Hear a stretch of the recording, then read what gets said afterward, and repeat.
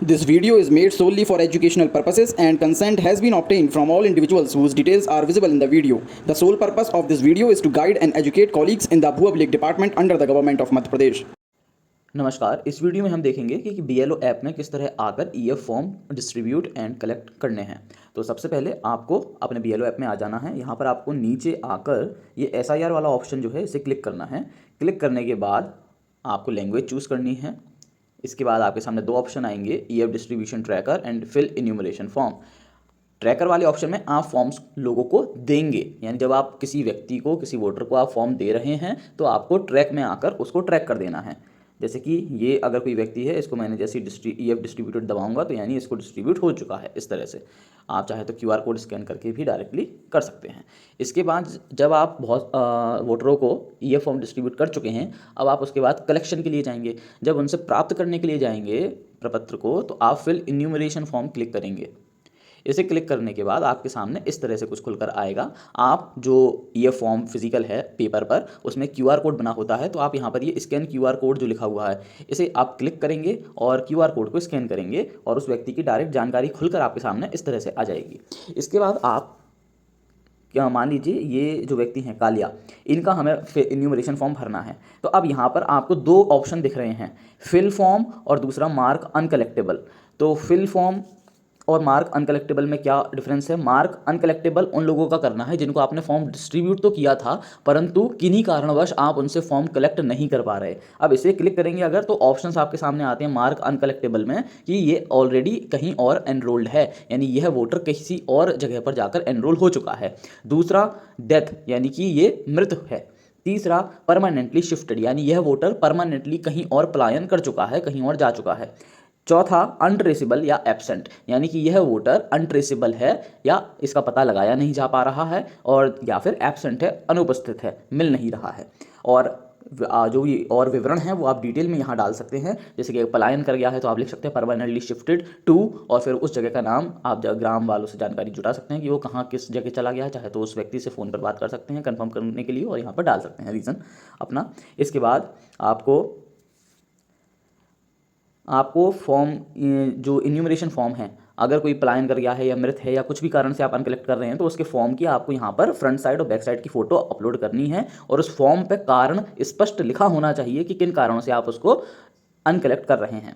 इसके बाद upload supporting documents if any, मतलब अगर आपने जो रीज़न दिया है उसको सपोर्ट देने के लिए आप कोई और दस्तावेज लगाना चाह रहे हैं तो आप लगा सकते हैं, अपलोड कर सकते हैं, और उसके बाद आप सबमिट दबा देंगे तो उस व्यक्ति का अनकलेक्टेबल की श्रेणी में चला जाएगा।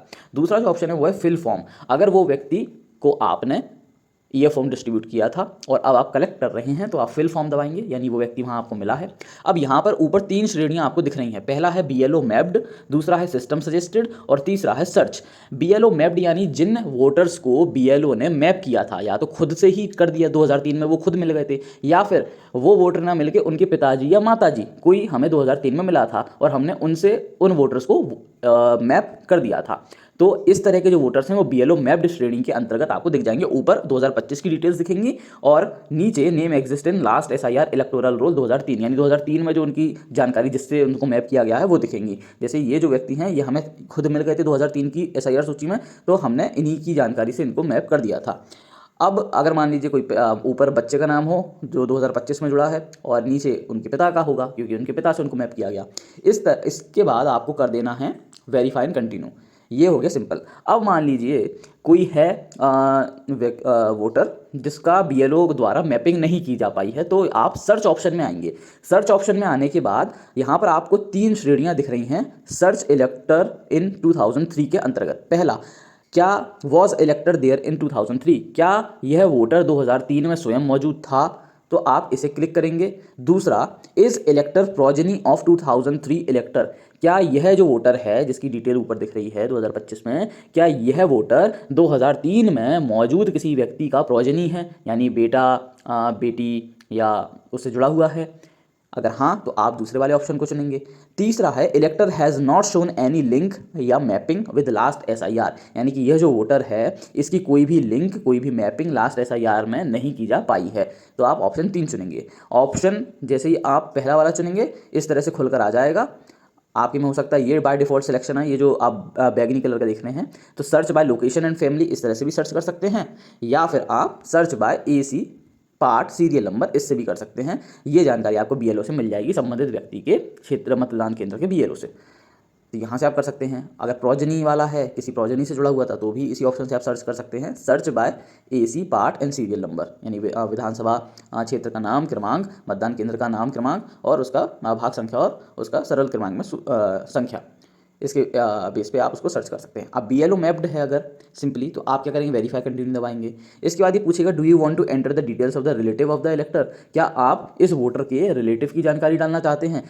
सिंपल सी बात है, अगर जिस वोटर का आप यहाँ जानकारी भर रहे थे अगर वही 2003 में मौजूद था, यानी कि आपने उसको मैप किया था, तो आप नो दबा देंगे। अगर वह 2003 में मौजूद नहीं था, उसके किसी आप संबंधी की माता पिता की जानकारी डालना चाहते हैं, तो आप यस दबा देंगे। अगर यस दबाते हैं तो इस तरह से वापस वो सर्च करने वाली चीज़ खुल जाएगी। यहाँ पर आप उसके जो माता या पिता हैं उनको सर्च कर सकते हैं।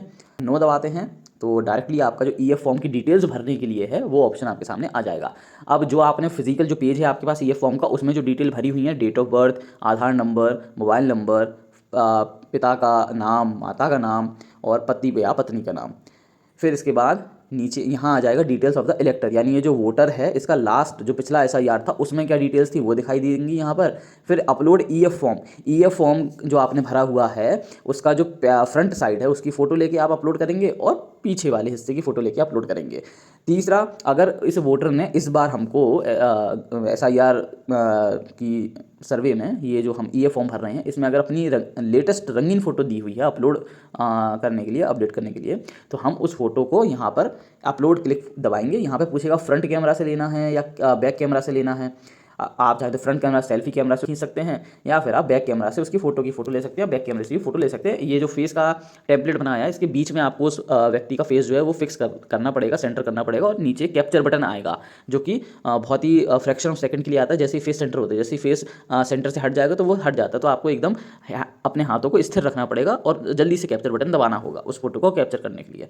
सब कुछ हो जाने के बाद आप सबमिट बटन दबाएंगे और उसका डेटा जो है सक्सेसफुली जो है वो अपलोड हो जाएगा। तो ये है प्रक्रिया ईएफ फॉर्म भरने की बीएलओ ऐप के अंतर्गत। और इससे जुड़े और कोई डाउट हो तो आप हमसे संपर्क कर सकते हैं कमेंट सेक्शन के माध्यम से। वीडियो देखने के लिए धन्यवाद। हमसे जुड़े रहिए इसी तरह के ज्ञानवर्धक वीडियो देखने के लिए और लेटेस्ट अपडेट पाने के लिए। धन्यवाद।